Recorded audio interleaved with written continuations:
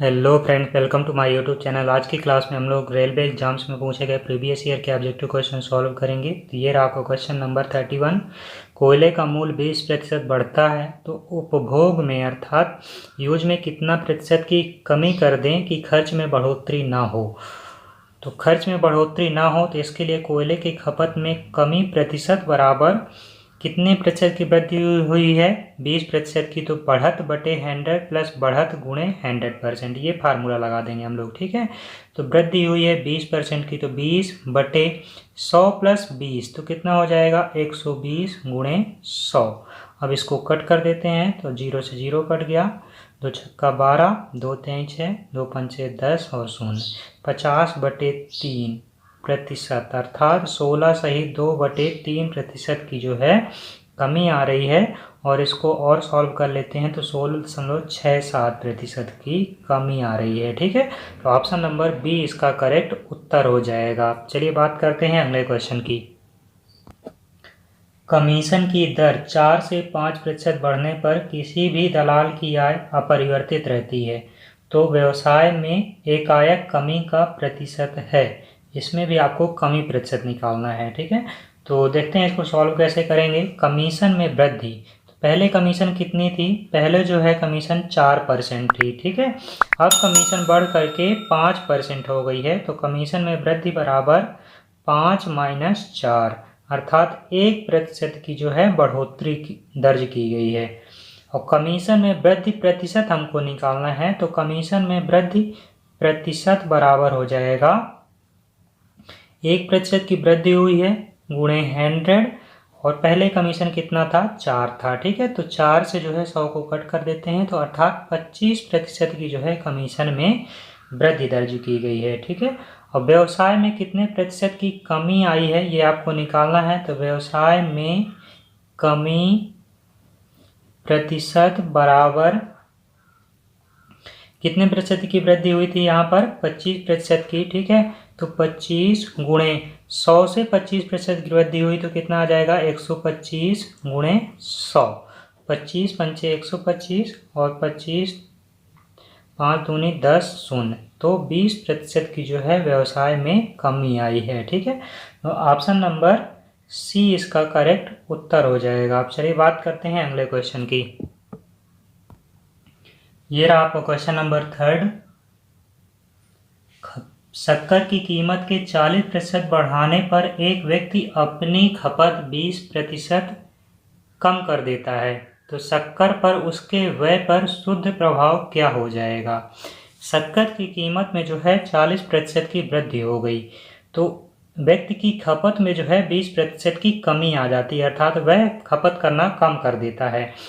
तो पूछ रहा है आपसे कि उसके व्यय पर शुद्ध प्रभाव क्या पड़ेगा। ठीक है, तो डायरेक्ट फार्मूले से हम इस क्वेश्चन की वैल्यू निकाल सकते हैं कि व्यय का प्रभाव जो है वृद्धि माइनस खपत में क्या होती है? कमी आती है। ठीक है, तो इसकी वैल्यू माइनस में हो जाएगी। जब बढ़ता है मूल्य तो यहाँ पे प्लस और घटता है तो माइनस में। ठीक है, तो वृद्धि माइनस खपत माइनस वृद्धि गुणे खपत बटे 100, तो वृद्धि कितनी हुई? 40% की। कमी कितनी आई? 20% की। माइनस 40 गुणे 20 बटे 100, 0 से 0 कट कर देंगे।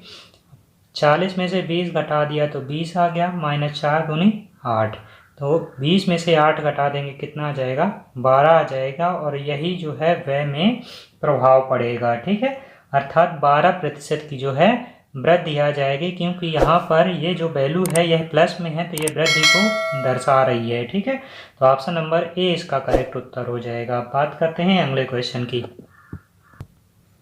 ये रहा आपका अगला क्वेश्चन। किसी वस्तु पर टैक्स 10% से कम कर दिया जाता है, यदि आय राजस्व वही बनी रहती है तो वस्तु का उपभोग कितने प्रतिशत बढ़ा?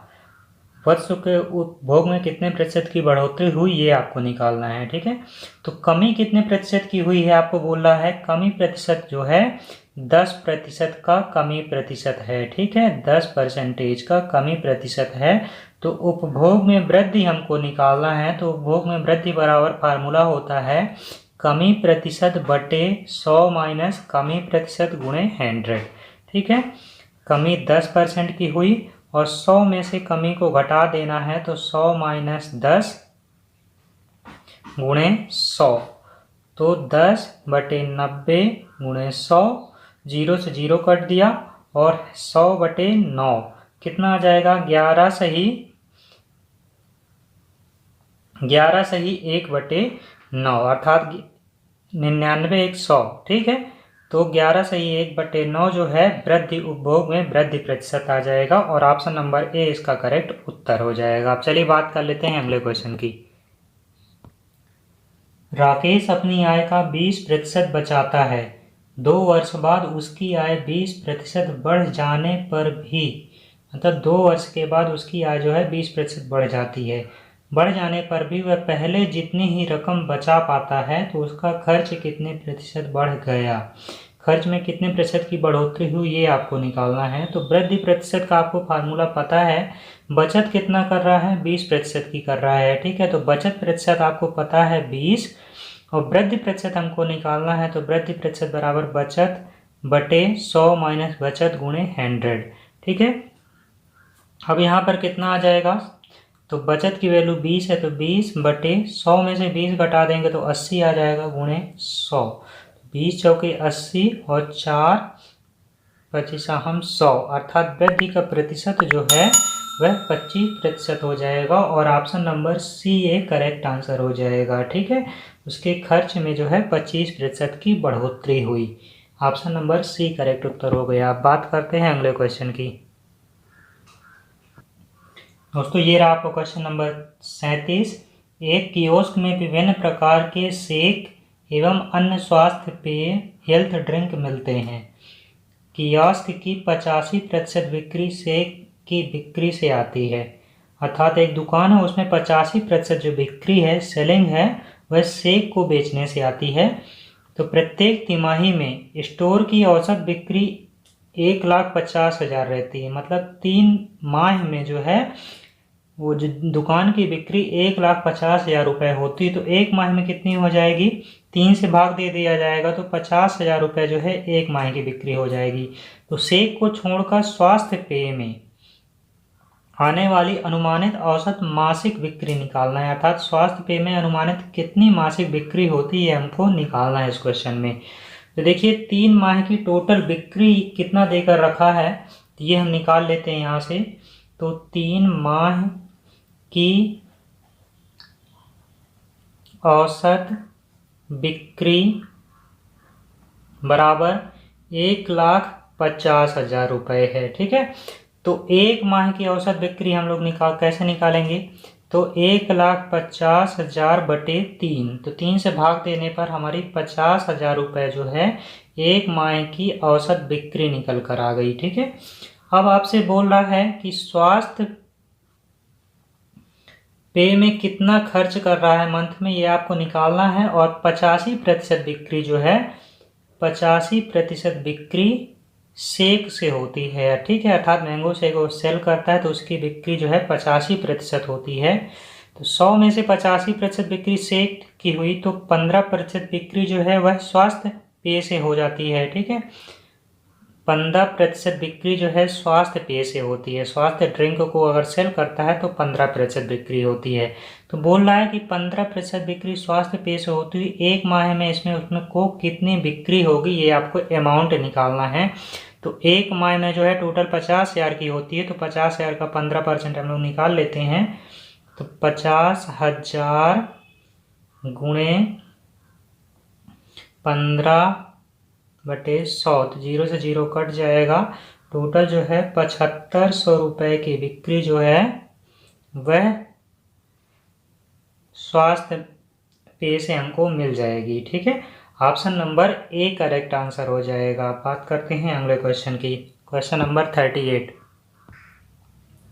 एक पुस्तकालय में 40% पुस्तकें अंग्रेजी में हैं, शेष पुस्तकों की 40% पुस्तक हिंदी में हैं, शेष पुस्तकें उड़िया में हैं। यदि 4800 पुस्तकें हिंदी में हों तो पुस्तकालय में कुल पुस्तकों की संख्या कितनी है? तो माना कुल पुस्तकों की संख्या बराबर यक्स है। मान लिया कि पुस्तकालय में टोटल यक्स पुस्तकें हैं। ठीक है, अब ये बोल रहा है कि पुस्तकालय में 40% पुस्तकें अंग्रेजी में हैं। ठीक है, जितनी भी पुस्तकें रखी हुई हैं उनका 40% पुस्तकें अंग्रेजी मीडियम में हैं। ठीक है, तो यक्स टोटल पुस्तकों में से 40% इसका घटा देते हैं, तो यक्स माइनस यक्स गुणे 40% पुस्तकें हैं, तो 40/100 गुणे 40% पुस्तकें हिंदी में हैं, तो 40% पुस्तकें हिंदी में हैं, तो 40/100 कर दिया, बराबर टोटल हिंदी की किताबें कितनी हैं? 4800 किताबें हैं, तो टोटल हिंदी की किताबें कितनी हैं? 4800, तो टोटल हिंदी की किताबें बराबर 4800। ठीक है, अब इसको सॉल्व कर लेंगे तो यक्स की जो हमारी वैल्यू आ जाएगी और कुल पुस्तकों की संख्या आ जाएगी, यही हमको निकालना है। ठीक है, तो यहाँ से क्या आ जाएगा? यक्स माइनस यक्स गुणे 40/100, तो 100 यक्स माइनस 40x/100 गुणे 40/100 बराबर 4800। 60x/100 गुणे 40/100 बराबर 4800। 0 से 0 काट दिया। यक्स बराबर 4800 गुणे 100/6 चौके 24, 24 दूनी 48 अर्थात 200। तो यक्स बराबर जो है 20,000 पुस्तकें जो हैं टोटल पुस्तकालय में हैं। ठीक है, तो ऑप्शन नंबर डी इसका करेक्ट उत्तर हो जाएगा। चलिए बात कर लेते हैं अगले क्वेश्चन की। किसी ड्रम में 250 मिलीलीटर मिट्टी का तेल है, 5 लीटर तेल टपक कर बाहर निकल जाता है, तो ड्रम में अब कितना प्रतिशत तेल शेष बचा? बोल रहा है कि एक ड्रम में जो है 250 लीटर मिट्टी का तेल भरा हुआ है, उसमें से 5% तेल जो है टपक कर बाहर निकल जाता है, अर्थात लीकेज होकर बाहर निकल जाता है। ठीक है, तो कितने प्रतिशत तेल ड्रम में बचा ये आपको बताना है। तो टोटल जो है किसी भी बर्तन में जो है 100% तेल होता है, अगर 5% जो है टपक कर लीकेज की वजह से बाहर निकल गया तो कितने प्रतिशत बचेगा? टोटल 95% बचेगा, और यही आपसे पूछ रहा है, तो ऑप्शन नंबर ए इसका करेक्ट उत्तर हो जाएगा। कितना सरल क्वेश्चन पूछा गया था। चलिए बात कर लेते हैं अगले क्वेश्चन की। एक शहर की 90% जनता के पास मोटर कार है, 15% जनता के पास मोटरसाइकिल है, सबके पास कम से कम एक या दोनों हैं, तो कितने प्रतिशत मोटरसाइकिल वालों के पास कार है? ये आपको निकालना है कि कितने प्रतिशत लोग हैं जिनके पास मोटरसाइकिल के साथ साथ कार भी है। ठीक है, तो देखो इसको सॉल्व कैसे करेंगे कि दोनों रखने वाले लोग अर्थात ऐसे व्यक्ति जिनके पास मोटर कार भी है और मोटरसाइकिल भी है, इनकी संख्या हम लोग निकाल लेते हैं। तो मोटर कार रखने वालों को प्रतिशत जो है 90% है, मोटरसाइकिल रखने वालों को प्रतिशत 15% है, और ये जो प्रतिशत है ये 100 से ज़्यादा हो रहा है, इसलिए इसको जो है इसमें से 100 घटा देते हैं। ठीक है, तो कितना आ जाएगा? 105 माइनस 100 बराबर 5 लोग ऐसे हैं जो मोटरसाइकिल और मोटर कार दोनों रखे हुए हैं। अब आपसे पूछ रहा है कितने प्रतिशत मोटरसाइकिल वालों के पास कार है, ये आपको निकालना है। तो मोटरसाइकिल